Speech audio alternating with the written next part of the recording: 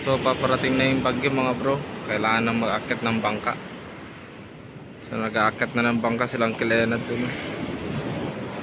Ito yung bangka ng Kilenad oh. Iakyat nila to dun.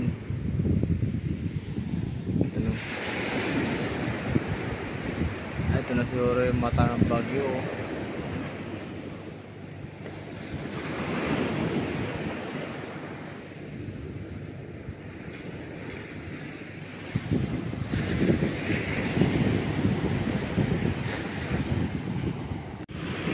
So tinanggal na ni Bunso yung makina niya mga bro.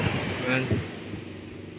Para kahit malakas yung ulan, kahit mapuno tong bangka niya ng tubig, okay lang, wala namang makina.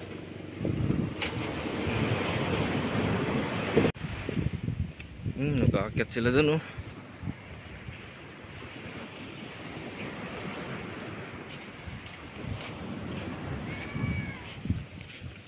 Paghahanda dahil sa bagyo, bagyong Nando.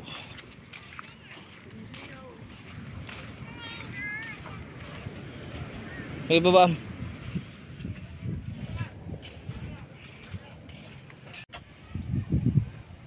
So yun mga bro na nagtatali na kami ng bahay namin oh. Yan, so tinali na namin itong bubong niya.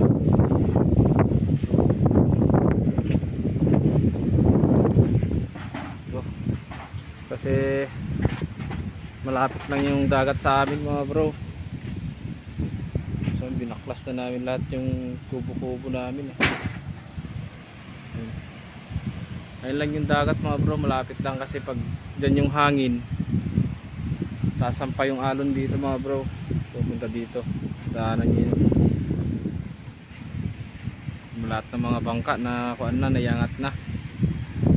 So ito yung bahay namin mga bro, tinali na namin.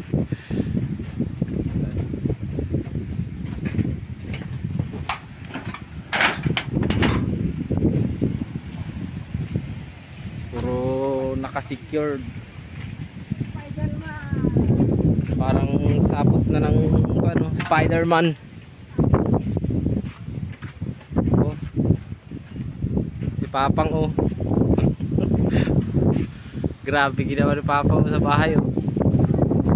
Talagang parang si Spider-Man eh.